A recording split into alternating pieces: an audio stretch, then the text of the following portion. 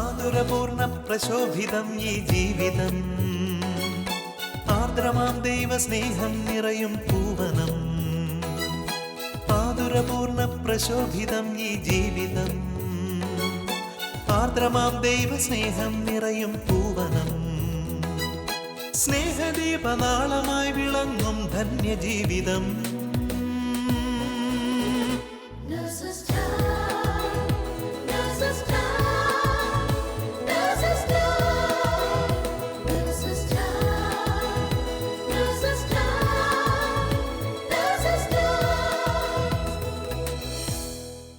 ഈശോ മിശിഹായ്ക്ക് സ്തുതിയായിരിക്കട്ടെ. പ്രതികൂലങ്ങൾ നിറഞ്ഞ ബെത്ലഹേമിലേക്കുള്ള യാത്രയിൽ ദൈവത്തിൽ ആശ്രയിച്ചുകൊണ്ട് യാത്ര ചെയ്ത ഉണ്ണീശോയുടെ മാതാപിതാക്കളെ പോലെ കർത്താവിൽ ശരണപ്പെട്ടുകൊണ്ട് ജീവിക്കുവാൻ നമുക്ക് ഓരോരുത്തർക്കും സാധിക്കട്ടെ എന്ന പ്രാർത്ഥനയോടെ ഇന്നത്തെ നഴ്സസ് ടൈമിലേക്ക് നിങ്ങളെല്ലാവരെയും സ്വാഗതം ചെയ്യുന്നു. ഈ മഹാമാരിയുടെ നടുവിലും വിശുദ്ധ ലിഖിതത്തിലെ രാജകീയ നിയമമായ വിശുദ്ധ യാക്കോബ് ശ്ലീഹായുടെ ലേഖനത്തിലെ നിന്നെപ്പോലെ നിൻ്റെ അയൽക്കാരനെയും സ്നേഹിക്കുക എന്ന ദൗത്യം ഓരോ ക്രിസ്ത്യാനിയും നിർവഹിക്കേണ്ടതിൻ്റെ പ്രാധാന്യത്തെക്കുറിച്ച് ബഹുമാനപ്പെട്ട വർഗീസ് ചെമ്പോളിയച്ചനിലൂടെ നാം ശ്രവിക്കുമ്പോൾ ആ വചനങ്ങൾ ആഴത്തിൽ നമ്മുടെ ഹൃദയങ്ങളിൽ പതിക്കാൻ നമുക്ക് പ്രാർത്ഥിക്കാം. ഈശോ മിശിഹായ്ക്ക് സ്തുതിയായിരിക്കട്ടെ. എന്നെ ശ്രവിച്ചുകൊണ്ടിരിക്കുന്ന ലോകം എമ്പാടുമുള്ള നേഴ്സുമാരായ സഹോദരി സഹോദരന്മാരെ, നിങ്ങൾക്കെല്ലാവർക്കും എൻ്റെ സ്നേഹ അഭിവാദനം. എല്ലാവരുടെയും നാമത്തിൽ, പ്രത്യേകിച്ച് ഈ ഷാലോം ടി വിയിലൂടെ നഴ്സസ് ടൈം മിനിസ്ട്രിയിൽ പങ്കെടുത്തുകൊണ്ടിരിക്കുന്ന ലോകമെമ്പാടുമുള്ള എല്ലാ സഹോദരീ സഹോദരന്മാരുടെയും നാമത്തിൽ ഞാൻ ഒരിക്കൽ കൂടി യേശുവിന് സ്തുതി പറയട്ടെ. ഈശോ മിശിഹായ്ക്ക് സ്തുതിയായിരിക്കട്ടെ. ഒരു വർഷത്തിൻ്റെ അവസാനത്തിലെത്തിയിരിക്കുകയാണ് നാം. പുതിയ വർഷം 2021 ആരംഭിക്കാൻ പോകുന്നു. ഈ അവസരത്തിൽ നമുക്ക് അല്പനേരം ക്രിസ്മസ് ആഘോഷത്തെക്കുറിച്ച് ചിന്തിക്കാം. ലൂക്കായുടെ സുവിശേഷം 2-ാമത്തെ അധ്യായം 10 മുതലുള്ള വാക്യങ്ങൾ. ലൂക്ക 2:10 മുതലുള്ള വാക്യങ്ങൾ. ദൂതൻ ഇടയന്മാരോട് പറഞ്ഞു, ഭയപ്പെടേണ്ട, ഇതാ സകല ജനങ്ങൾക്കും വേണ്ടിയുള്ള വലിയ സന്തോഷത്തിൻ്റെ സദ്വാർത്ത ഞാൻ നിങ്ങളെ അറിയിക്കുന്നു. ഇന്ന് ദാവീദിൻ്റെ പട്ടണത്തിൽ നിങ്ങൾക്കായി ഒരു രക്ഷകൻ, കർത്താവായ യേശു ജനിച്ചിരിക്കുന്നു. Praise the lord. ഭയപ്പെടേണ്ട, സകല ജനങ്ങൾക്കും വേണ്ടിയുള്ള വലിയ സന്തോഷത്തിൻ്റെ സദ്വാർത്ത ഞാൻ നിങ്ങളെ അറിയിക്കുന്നു. ഇന്ന് ദാവീദിൻ്റെ പട്ടണത്തിൽ നിങ്ങൾക്കായി ഒരു രക്ഷകൻ, കർത്താവായ യേശു ജനിച്ചിരിക്കുന്നു. Praise the lord. Hallelujah, hallelujah. വചനം നമ്മെ ഓർമ്മിപ്പിക്കുകയാണ്, സകല ജനങ്ങൾക്കും വേണ്ടി സന്തോഷിക്കുവാനായിട്ടുള്ള വലിയ സന്തോഷത്തിൻ്റെ സദ്വാർത്ത. ക്രിസ്ത്യാനികൾക്ക് മാത്രമല്ല, ഏതെങ്കിലും ഒരു പ്രത്യേക രാജ്യത്ത് ജീവിക്കുന്നവർക്ക് മാത്രമല്ല, ഏതെങ്കിലും ഭാഷ സംസാരിക്കുന്നവർക്ക് മാത്രമല്ല, സകല ജനങ്ങൾക്കും വേണ്ടി, സകല ജാതി മതത്തിൽപ്പെട്ടവർക്കും വേണ്ടിയുള്ള സന്തോഷത്തിൻ്റെ സദ്വാർത്തയാണ് ക്രിസ്മസ്. ക്രിസ്മസ് ആഘോഷം സന്തോഷമാക്കുന്നതിന് വേറെയും പല കാരണങ്ങളുണ്ട്. നമുക്കതിനെക്കുറിച്ച് കൂടി ഒന്ന് ഓർക്കുന്നത് നല്ലതാണ്. ക്രിസ്മസ് ദൈവത്തിന് മനുഷ്യരോടുള്ള സ്നേഹത്തിൻ്റെ ആഘോഷമാണല്ലോ. യോഹന്നാൻ എഴുതിയ സുവിശേഷം 3-ാമത്തെ അധ്യായം 16-ാമത്തെ വാക്യത്തിൽ നാം ദൈവത്തിന് നമ്മോടുള്ള സ്നേഹത്തിൻ്റെ അടയാളമായി പുത്രനെ തന്നെ ലോകത്തിലേക്ക് അയച്ചതിനെക്കുറിച്ച് നാം വായിക്കുന്നുണ്ട്. യോഹന്നാൻ്റെ സുവിശേഷം 3-ാമത്തെ അധ്യായം 16-ാമത്തെ വാക്യം. എന്തെന്നാൽ അവനിൽ വിശ്വസിക്കുന്ന ഒരുവനും നഷ്ടപ്പെട്ടു പോകാതെ എല്ലാവരും രക്ഷ പ്രാപിക്കണമെന്നുള്ളതാണ് പിതാവിൻ്റെ ആഗ്രഹം. പിതാവിൻ്റെ മനുഷ്യരെക്കുറിച്ചുള്ള രക്ഷാകരമായ പദ്ധതി. ലോകത്തെ പിതാവ് അത്രമാത്രം സ്നേഹിച്ചു, പുത്രനെ തന്നെ ലോകത്തിന് നൽകുവാൻ തക്കവണ്ണം. ലോകമെന്ന് പറയുമ്പോൾ നാം മനസ്സിലാക്കേണ്ടത് മനുഷ്യരായ നമ്മെ സ്നേഹിച്ചു എന്നാണല്ലോ. കാരണം മനുഷ്യരില്ലെങ്കിൽ ലോകത്തിന് എന്ത് സ്ഥാനം, എന്തർത്ഥം? ലോകത്തിന് അർത്ഥം നൽകുന്നത് സൃഷ്ടിയുടെ മകുടമായ മനുഷ്യരാണല്ലോ. ആയതിനാൽ മനുഷ്യരായ സകലരും രക്ഷ പ്രാപിക്കുവാനായിട്ടുള്ള ദൈവത്തിൻ്റെ രക്ഷാകര പദ്ധതിയുടെ ആ ഒരു പ്രകടനമാണ്, അനുഭവമാണ് നമുക്കുണ്ടാവുക ക്രിസ്മസിലൂടെ. രക്ഷകൻ, ദൂതൻ ഇടയന്മാരോട് പറഞ്ഞതുപോലെ ദാവീദിൻ്റെ പട്ടണത്തിൽ നമുക്കായി രക്ഷകൻ പിറന്നിരിക്കുന്നു. Praise the lord. Hallelujah, hallelujah. Christmas ആഘോഷം കൂടുതൽ സന്തോഷപ്രദമാകുവാൻ കാരണം ഇനിയും പലതുമുണ്ട്. ക്രിസ്മസിലൂടെ നാം ആഘോഷിക്കുന്നത് ദൈവപുത്രൻ മനുഷ്യനായി അവതരിച്ചു. അതിലൂടെ മനുഷ്യരായ നമ്മളെ ദൈവമക്കളാക്കുവാൻ ദൈവം പദ്ധതിയിട്ടു, ദൈവം ആഗ്രഹിച്ചു. അതിനെക്കുറിച്ച് എവിടെയാണ് നാം വചനത്തിൽ വായിക്കുക? നമുക്കെല്ലാവർക്കും പരിചിതമായിട്ടുള്ള വചനമാണ്. യോഹന്നാൻ എഴുതിയ സുവിശേഷം 1-ാമത്തെ അധ്യായം 12-ാമത്തെ വാക്യം. അവൻ തൻ്റെ ജനത്തിൻ്റെ പക്കലേക്ക് വന്നു, എന്നാൽ തൻ്റെ ജനം അവനെ സ്വീകരിച്ചില്ല. എന്നാൽ അവനെ സ്വീകരിച്ചവർക്കെല്ലാം അവൻ ദൈവമക്കളാകുവാനായിട്ടുള്ള അധികാരം നൽകി. അവനെ സ്വീകരിക്കുകയും അവനിൽ വിശ്വസിച്ചവരുമായ നമ്മളെല്ലാവരും ദൈവമക്കളാണല്ലോ. യോഹന്നാൻ എഴുതിയ 1-ാമത്തെ ലേഖനത്തിൽ 3-ാമത്തെ അധ്യായം 1-ാമത്തെ വാക്യം ഇങ്ങനെയാണ് തുടങ്ങുക. നോക്കൂ, ദൈവത്തിന് നമ്മോടുള്ള സ്നേഹം എത്ര വലുതാണ്. നാം ദൈവമക്കളെന്ന് വിളിക്കപ്പെടുന്നു. ദൈവമക്കളെന്ന് വിളിക്കപ്പെടുക മാത്രമല്ല, നാം അങ്ങനെയാണ് താനും. നാം ദൈവ മക്കൾ തന്നെയാണ്. അപ്പോൾ ക്രിസ്മസ് സന്തോഷിക്കുവാനായിട്ടുള്ള വലിയ സന്തോഷത്തിൻ്റെ ആഘോഷമാണ്. അതിനുള്ള കാരണമാണെങ്കിൽ പല കാരണങ്ങളുണ്ട്.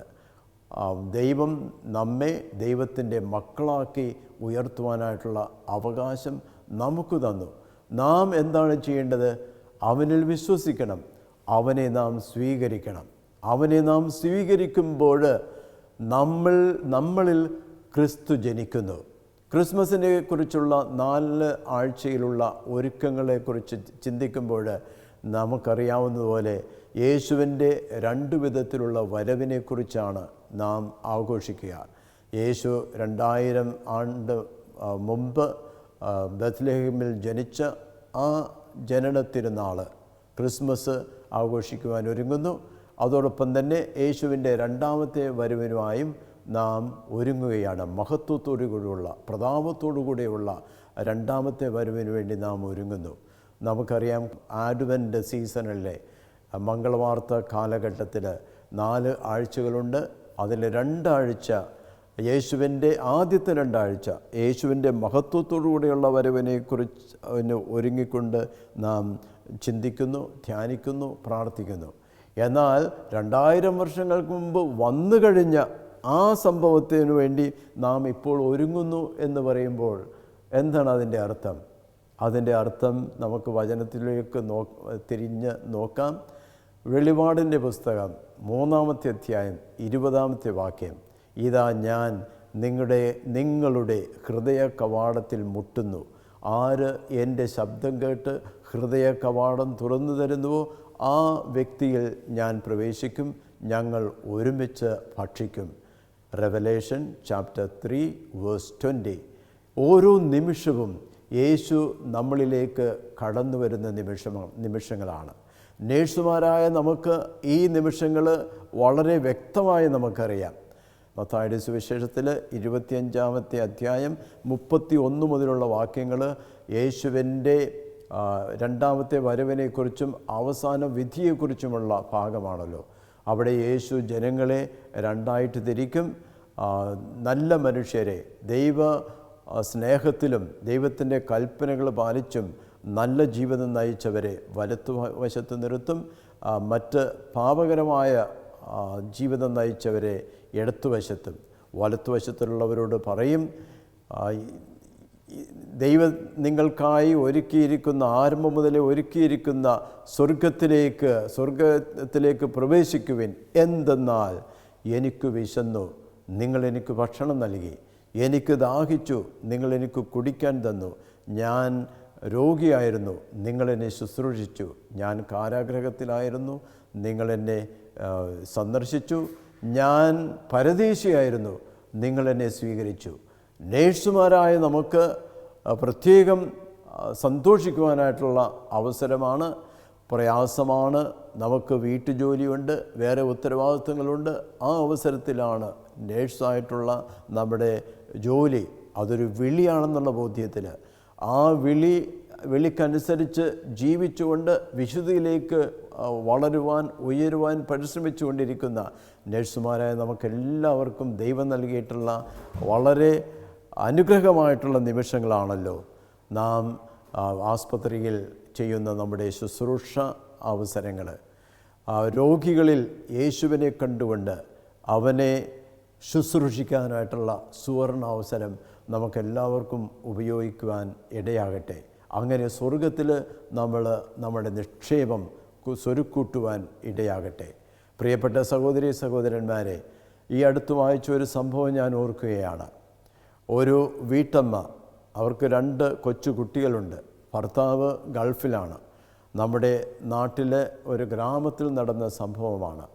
ഈ വീട്ടമ്മ വളരെ ഒരുക്കത്തോടുകൂടി സന്തോഷത്തോടുകൂടി ഭർത്താവിൻ്റെ അസാന്നിധ്യത്തിലും കുട്ടികളെയൊക്കെ നന്നായിട്ട് പരിപാലിച്ച് മുന്നോട്ട് പോകുമ്പോൾ അവരുടെ ഒരു കുട്ടിക്ക് ഒരു ഹൃദ്രോഗം ഉണ്ട് എന്നുള്ള ഒരു സത്യം അറിയുകയാണ്. അവർ മനസ്സിൽ പ്രയാസപ്പെട്ടു. അങ്ങനെ ഇരിക്കുമ്പോൾ ആ ഗ്രാമത്തിൽ വളരെ പ്രഗത്ഭനായിട്ടുള്ള ഒരു ചൈൽഡ് സ്പെഷ്യലിസ്റ്റ് ഡോക്ടർ സന്ദർശിക്കുന്നു. ആ ഡോക്ടറെ കാണുന്നതിന് ഫീസൊന്നുമില്ല, പക്ഷേ കുറച്ച് സമയം മാത്രമേ ആ ഡോക്ടർ അവൈലബിൾ ആയിരിക്കത്തുള്ളൂ. ആദ്യം വരുന്നവർക്ക് ആദ്യം എന്നുള്ള ഓർഡറിലേക്ക് കാണുവാൻ സാധിക്കും. അപ്പോൾ ഈ വീട്ടമ്മ വിചാരിക്കുകയാണ്, എൻ്റെ വീട്ടു ജോലികളെല്ലാം എത്രയും നേരത്തെ ഒതുക്കിയതിന് ശേഷം അടുത്ത ദിവസം രാവിലെ തന്നെ ഈ ഡോക്ടർ രോഗികളെ കാണാൻ കൺസൾട്ടേഷൻ ഇരിക്കുന്ന ആ സ്ഥലത്ത് ചെല്ലാം. ആ ആഗ്രഹത്തോടുകൂടി അവർ വീട്ടുജോലികളെല്ലാം ഒരുക്കിക്കൊണ്ടിരിക്കുകയാണ്. അപ്പോൾ കുട്ടി കരയുന്നു. ഓടിച്ചെന്ന് ആ കുട്ടിയെ ഒന്ന് പരിപാലിക്കുന്നു, സ്നേഹിക്കുന്നു. ആ കരച്ചിൽ നിർത്തി ജോലികൾ ചെയ്യുമ്പോൾ പെട്ടെന്ന് മഴ വന്നു. ഇതാ വീടിൻ്റെ കതകയിൽ ആ ഒരു മുട്ടുന്ന ശബ്ദം. മനസ്സിൽ അവർ പിറുപിറുത്തു, എനിക്ക് ചെയ്തു തീർക്കാൻ പറ്റാത്തത്രയും ജോലിയുണ്ട്. ഇതാ വീണ്ടും ഒരു ശല്യം, ആരാണെന്ന് അറിയാതെ തന്നെ ഇങ്ങനെ മനസ്സിൽ പിറുപിറുത്തു. എന്നിട്ട് ചെന്ന് കതകൊന്ന് തുറന്നപ്പോൾ അപരിചിതനായ ഒരു മനുഷ്യൻ നിന്നിട്ട് പറയുകയാണ്, മഴ വന്നു, എനിക്ക് അല്പനേരം ഒന്ന് ഉള്ളിൽ കയറി നിൽക്കാൻ അനുവദിക്കുമോ? എനിക്ക് ആവശ്യത്തിൽ കൂടുതൽ ജോലിയുണ്ട് ഇവിടെ, ഇനി മറ്റൊരു ശല്യം കൂടി പെരക്കാവത്തേക്ക് കയറ്റുവാൻ ഞാൻ ആഗ്രഹിക്കുന്നില്ല എന്ന് പറഞ്ഞ് അവർ വാതിലടച്ചു.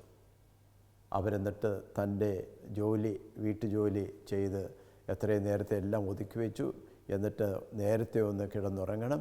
അതിരാവിലെ എഴുന്നേറ്റ് അവർ ഡോക്ടറെ കാണാൻ നിർദ്ദേശിച്ചിരുന്ന ആ സ്ഥലത്ത് ചെന്നു. അവിടെ വേറെ അതിനു മുമ്പ് തന്നെ വന്നിട്ടുള്ള ആൾക്കാരുണ്ട്. പക്ഷേ ഇവർ ക്ഷമയോടുകൂടി കാത്തിരുന്നു. കുറേ കാത്തിരുന്നതിന് ശേഷം ഇവർക്ക് അവസരം കിട്ടി ഡോക്ടറെ കാണുവാൻ. അവർ ഡോക്ടറിൻ്റെ മുഖത്തേക്ക് നോക്കിയപ്പോൾ അതിശയിച്ചു പോയി. തലേന്ന് രാത്രി ഇതാ ഏത് ഡോക്ടറെ കാണണമെന്ന് ആഗ്രഹിച്ച് നിന്നുവോ ആ ഡോക്ടർ തന്നെ അവരുടെ വീട്ടിൽ വന്നിട്ട് ആ ഡോക്ടറെ അവർ വീട്ടിൽ നിന്നും പുറത്താക്കി, ശല്യമാണെന്ന് പറഞ്ഞ് പുറത്താക്കി. പ്രിയപ്പെട്ട സഹോദരി സഹോദരന്മാരെ, യേശു നമുക്ക് നൽകിയിട്ടുള്ള നിർദ്ദേശം, കൽപ്പന, ഒരേ ഒരു കൽപ്പന മാത്രമാണ്. ഞാൻ നിങ്ങളെ സ്നേഹിച്ചതുപോലെ നിങ്ങളും പരസ്പരം സ്നേഹിക്കണം. നല്ല സമറിയക്കാരൻ്റെ ഉപമ പറയുമ്പോൾ ആ സമറിയക്കാരനെ ശുശ്രൂഷിച്ച യഹൂദനായ അവരുടെ കള്ളന്മാരാൽ ആക്രമിക്കപ്പെട്ട ആ വ്യക്തിയെ ശുശ്രൂഷിക്കുമ്പോൾ അവർ പരസ്പരം ശത്രുതയിലായിരുന്നുവെങ്കിലും ആ ശത്രുവായ മനുഷ്യൻ ആവശ്യത്തിലാണ്, സഹായം അർഹിക്കുന്ന അവസ്ഥയിലാണ് എന്നറിഞ്ഞുകൊണ്ട് സമറിയക്കാരൻ ശുശ്രൂഷിച്ചു. അദ്ദേഹത്തിന് വേണ്ട ശുശ്രൂഷ നൽകി, മറ്റെല്ലാ ക്രമീകരണങ്ങളും ചെയ്തു. യേശു പറഞ്ഞു, നിങ്ങളും അതുപോലെ ചെയ്യുക. ത്യാഗം സഹിച്ചുകൊണ്ടുള്ള സ്നേഹമാണ് യേശു നമ്മളിൽ നിന്ന് ആവശ്യപ്പെടുക. ത്യാഗം സഹിച്ചുകൊണ്ട് തന്നെയാണ് നാം നമ്മുടെ വിളിക്കനുസരിച്ചുള്ള നേഴ്സസ് മിനിസ്ട്രിയിലേക്കുള്ള ആ ദൈവ വിളി അനുസരിച്ച് പ്രവർത്തിച്ചുകൊണ്ടിരിക്കുന്നത്. അതിൻ്റെ അകത്ത് ഒരുപാട് ത്യാഗമുണ്ട്. നമ്മുടെ തന്നെ കുടുംബത്തിൽ ഒരുപാട് ഉത്തരവാദിത്വങ്ങളുണ്ട്. അതോടൊപ്പം തന്നെ ഈ രോഗാവസ്ഥയിലായിരിക്കുന്ന, പ്രത്യേകിച്ച് കൊറോണ വൈറസ് മൂലം അത് മറ്റുള്ളവരിലേക്ക് പെട്ടെന്ന് പടരുന്ന വിധത്തിലുള്ള ആ അവസ്ഥയിൽ ബന്ധുമിത്രാദികൾ ആരും, കുടുംബാംഗങ്ങൾ ആരും തന്നെ അടുത്തില്ലാതെ മറ്റുള്ളവരുടെ സഹായം ഏറ്റവും ആവശ്യമായിട്ടുള്ള, എന്നാൽ അങ്ങനെ സഹായഹസ്തം നീട്ടുന്നതിന് സാധാരണ മനുഷ്യർ ഭയപ്പെടുന്ന അവസരത്തിൽ നമ്മുടെ ജീവിതത്തെ പോലും നമ്മൾ കരുതാതെ, നമ്മുടെ ജീവിതത്തെക്കുറിച്ച് നമുക്ക് കരുതലുണ്ട്, നമുക്ക് ഭയമുണ്ട്, എങ്കിലും ത്യാഗം സഹിച്ചുകൊണ്ട് നമ്മുടെ ജീവൻ പോലും പണയപ്പെടുത്തിക്കൊണ്ട് ഈ രോഗികളെ ശുശ്രൂഷിക്കുമ്പോൾ അത് ഒരു സ്വർഗീയ അനുഭവമായി നമുക്ക് കാണാൻ സാധിക്കുന്നു. കാരണം യേശു തന്നെ പറഞ്ഞു, ഈ ചെറിയവരിൽ ഒരുവന് നിങ്ങളിത് ചെയ്തപ്പോൾ എനിക്ക് തന്നെയാണ് ചെയ്തത്. രോഗാവസ്ഥയിലായിരിക്കുന്നവരെ ശുശ്രൂഷിക്കുന്നതിനെക്കുറിച്ച് യേശു തന്നെ പറയുന്നുണ്ട്. ഇതാ, രോഗാവസ്ഥയിലായിരിക്കുന്നവരെ ശുശ്രൂഷിക്കാനായിട്ടുള്ള ഒരു വിളിയാണ് ദൈവം നമുക്ക് നൽകിയിരിക്കുന്നത്. നാം അവനെ തിരഞ്ഞെടുക്കുകയല്ല, അവൻ നമ്മളെ തിരഞ്ഞെടുത്തു എന്നാണല്ലോ യോഹന്നാൻ്റെ സുവിശേഷത്തിൽ 15-ാമത്തെ അധ്യായത്തിൽ നാം വായിക്കുക. നിങ്ങളെന്നെ തിരഞ്ഞെടുക്കുകയായിരുന്നില്ല, ഞാൻ നിങ്ങളെ തിരഞ്ഞെടുക്കുകയായിരുന്നു. എന്നെ കേൾക്കുന്ന പ്രിയപ്പെട്ട സഹോദരി സഹോദരന്മാരെ, ഞാൻ നേരത്തെ തന്നെ പറഞ്ഞിട്ടുള്ള ഒരു വചനം എൻ്റെ മനസ്സിൽ ഓർമ്മ വരികയാണ്. മനുഷ്യരായ നമ്മൾ പരസ്പരം സ്നേഹിക്കുമ്പോൾ സ്നേഹം തന്നെയായ ദൈവം നമ്മളിൽ ജന്മം കൊള്ളുന്നു. നമ്മളിൽ ജന്മം കൊള്ളുന്ന ആ യേശു ഈ ക്രിസ്മസ് കാലഘട്ടത്തിൽ നമുക്കൊന്ന് ഓർക്കാം. അവൻ നമ്മളിൽ ജന്മമെടുത്തിട്ടുണ്ട്. നമ്മളിൽ ജന്മം എടുത്ത ആ യേശു നമ്മളിലൂടെ വളർന്ന് നമ്മുടെ ചിന്തകൾ, വാക്കുകൾ, പ്രവൃത്തികളിലൂടെ മറ്റുള്ളവർക്കും ദൈവത്തിൻ്റെ സ്നേഹവും നമ്മുടെ ഇടയിലുള്ള ദൈവത്തിൻ്റെ സാന്നിധ്യവും അനുഭവിക്കാൻ ഇടയാകട്ടെ. രോഗികളെ ശുശ്രൂഷിക്കുവാൻ നമുക്ക് കിട്ടിയിരിക്കുന്ന അവസരം ദൈവത്തെ ശുശ്രൂഷിക്കുവാനായിട്ടുള്ള സുവർണ അവസരമായി നമുക്ക് അനുഭവപ്പെടട്ടെ. മനുഷ്യനെ വെറുക്കുമ്പോഴെന്ത് സംഭവിക്കുന്നു എന്നുകൂടി വചനം നമ്മെ ഓർമ്മിപ്പിക്കുന്നു. യോഹന്നാൻ എഴുതിയ 1-ാമത്തെ ലേഖനത്തിൽ 3-ാമത്തെ അധ്യായം 15-ാമത്തെ വാക്യം, സഹോദരനെ വെറുക്കുന്നവൻ കൊലപാതകിയാണ്, കൊലപാതകിയിൽ നിത്യജീവൻ വസിക്കുന്നില്ല. നമ്മളിൽ വസിക്കുന്ന ദൈവത്തിൻ്റെ സാന്നിധ്യം കൂടുതൽ ശക്തിപ്പെടട്ടെ. നമ്മെ കാണുന്നവർക്ക്, നമ്മെ കേൾക്കുന്നവർക്ക്, നാമുമായിട്ട് ബന്ധപ്പെടുന്നവർക്ക് ദൈവസ്നേഹം അനുഭവിക്കാൻ ഇടയാകട്ടെ. ദൈവം നമ്മൾ ഒരിക്കലും മരിക്കാതിരിക്കട്ടെ. അവൻ സജീവമായി വളരട്ടെ. എല്ലാവർക്കും നമ്മളിൽ അവനെ ദർശിക്കുവാൻ ഇടയാകട്ടെ. എന്നെ കേൾക്കുന്ന നേഴ്സ് സഹോദരി സഹോദരന്മാരെ, ഷാലോം TV-യിലെ നേഴ്സസ് ടൈം പ്രേക്ഷകരെ, എല്ലാവർക്കും എൻ്റെ സ്നേഹം നിറഞ്ഞ ക്രിസ്മസ് ആശംസകൾ. Happy Christmas and happy new year. Eesho മിശിഹായിക്ക് സ്തുതിയായിരിക്കട്ടെ. വർഗീസ് അച്ഛനിലൂടെ നമ്മോട് സംസാരിച്ച നമ്മുടെ നല്ലവനായ ദൈവത്തിന് നമുക്ക് നന്ദി പറയാം. അനേകം ആളുകൾ നിരാശയിലൂടെ കടന്നു പോകുന്ന ഈ കൊറോണ മഹാമാരിയുടെ കാലത്ത് കൊച്ചു കൊച്ചു നന്മ പ്രവർത്തികളിലൂടെ ഉണ്ണീശോയെ നമ്മുടെ ഹൃദയങ്ങളിലേക്ക് വരവേൽക്കാൻ സഹായിക്കുന്ന അനേകം സാഹചര്യങ്ങൾ നമുക്ക് ചുറ്റുപാടുമുണ്ട്. നാം അവയെല്ലാം വേണ്ട വിധം പരിഗണിക്കാറുണ്ടോ?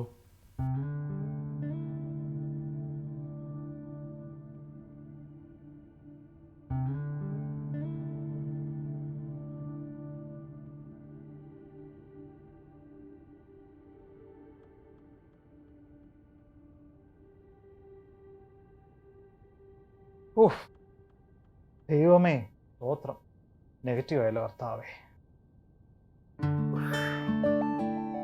അമ്മച്ചി വിളിക്കാം.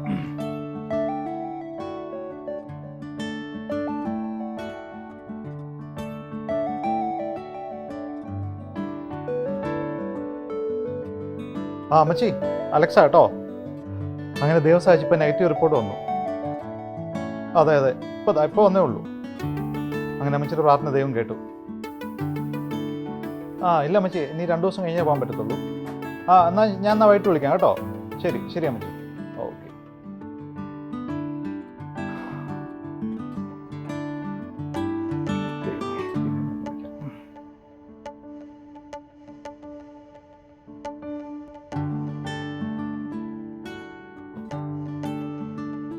ആ ബിനു, എടാ അലക്സാ കേട്ടോ.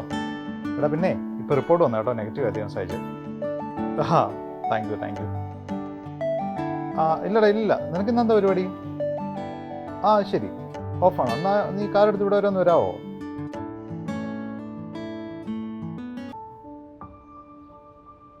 സാരമില്ല. ഓക്കെടാ, നോ പ്രോബ്ലം. ആ ശരി. ആ അവനെ പറഞ്ഞിട്ട് കാര്യമില്ല, ചിലപ്പോൾ നെഗറ്റീവ് ആയാലും വരുമെന്ന് പേടിയായിരിക്കും. ആ സാരമില്ല, ടാക്സിക്കെല്ലാം പോവാം.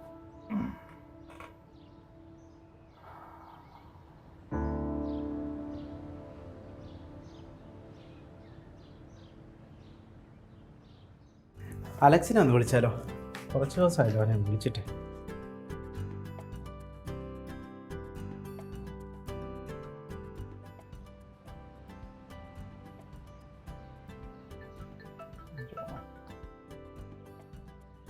ആ ജോണേ, എന്നാ ഉണ്ടോ വിശേഷം? എന്താ നിന്റെ റിസൾട്ട് വന്നോ? ആ എടാ ഇപ്പോൾ റിപ്പോർട്ട് വന്നേ ഉള്ളൂ, നെഗറ്റീവായി കേട്ടോ. ആ സ്വോത്രം തീരുമാനം, നെഗറ്റീവ് അല്ലേ? എടാ എന്നാ പരിപാടി? എനിക്ക് ആഫ്റ്റർനൂൺ ഡ്യൂട്ടിയാണ്. ഒരു കാര്യം ചെയ്യും, നീ റെഡിയാ? എനിക്ക് ഞാൻ ഒരു അരമണിക്കൂറിൽ എത്താം. ഓക്കെടാ, ഞാൻ റെഡി ആയി. ആ ഓക്കെടാ, നീ റെഡി ആയി. ഓക്കെ ശരിയാ. ശരി. ആ ഓക്കെടാ. എൻ്റെ ദൈവമേ, എൻ്റെ വിചാരങ്ങൾ പോലും നീ അറിയുന്നല്ലോ. ദൂതനെ പോലെ നീ ജോണിനെ അയച്ചല്ലോ. ഈശോയെ നന്ദി.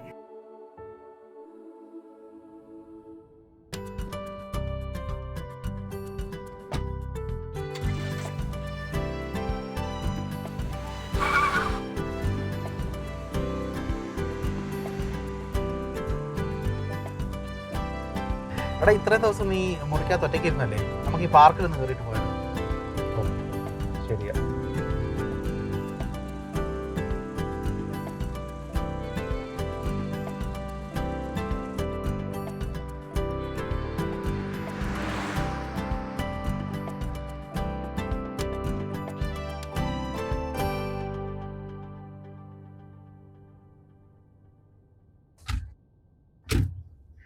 എടാ നീ ഒന്ന് കയറിക്കോ, ഞാനിപ്പോൾ വരാം. ഓക്കെ ശരി.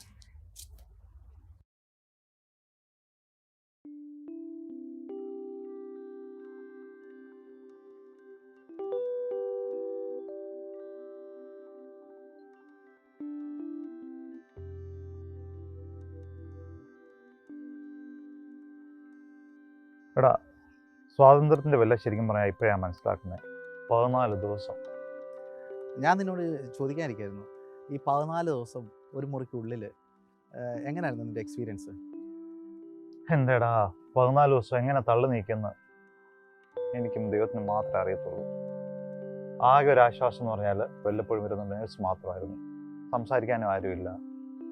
എടാ നിങ്ങളെപ്പോലുള്ള നേഴ്സുമാരെ ഞാൻ സമ്മതിച്ചിരിക്കുന്നു.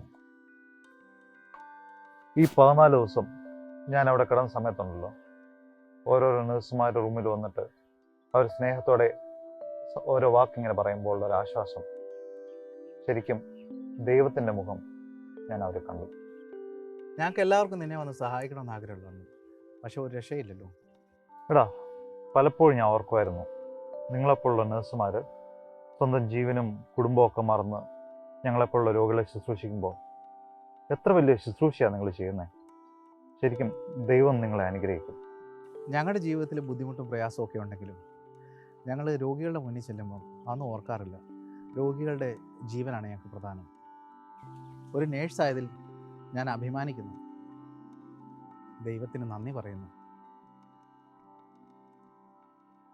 അപ്പോൾ നമുക്കത് ഷോപ്പിങ്ങിന് പോയാലോ? ഓ നിനക്ക് ആഫ്റ്റർനൂൺ ഡ്യൂട്ടി ഉണ്ടല്ലോ അല്ലേ?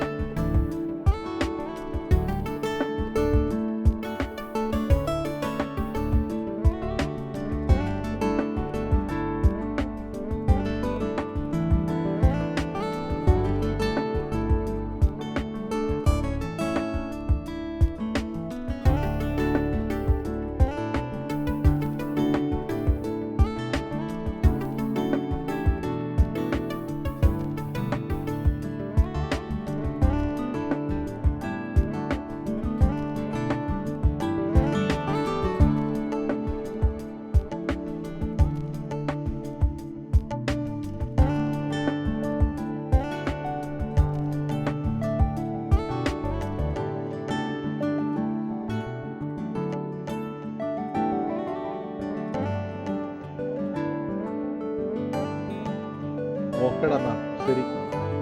ഓക്കെടാ, ബൈ, താങ്ക്സ് എ ലോട്ട്. ഈ ചെറിയവരിൽ ഒരുവന് ശിഷ്യൻ എന്ന നിലയിൽ ഒരു പാത്രം വെള്ളമെങ്കിലും കൊടുക്കുന്നവന് പ്രതിഫലം ലഭിക്കാതിരിക്കുകയില്ലെന്ന് സത്യമായി ഞാൻ നിങ്ങളോട് പറയുന്നു.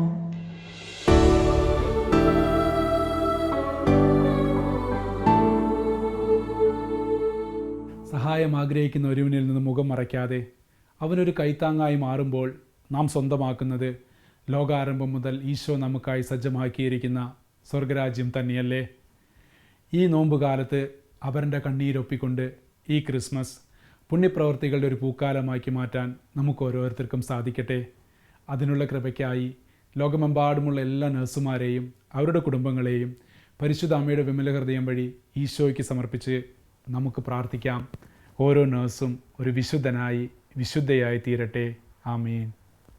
ദൈവമാതാവും ഞങ്ങളുടെ അമ്മയുമായ കന്യകാമറിയമേ, ഫാത്തിമാനാഥേ, എന്നെയും എൻ്റെ കുടുംബത്തെയും തിരുസഭയെയും മാനവകുലത്തെയും ലോകമെമ്പാടുമുള്ള നേഴ്സുമാരെയും അങ്ങേ വിമല ഹൃദയത്തിന് പ്രതിഷ്ഠിക്കുന്നു.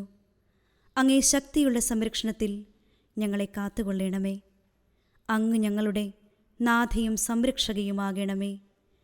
ആത്മീയവും ശാരീരികവുമായ സകല അപകടങ്ങളിലും ക്ലേശങ്ങളിലും നിന്ന് ഞങ്ങളെ രക്ഷിച്ചുകൊള്ളണമേ.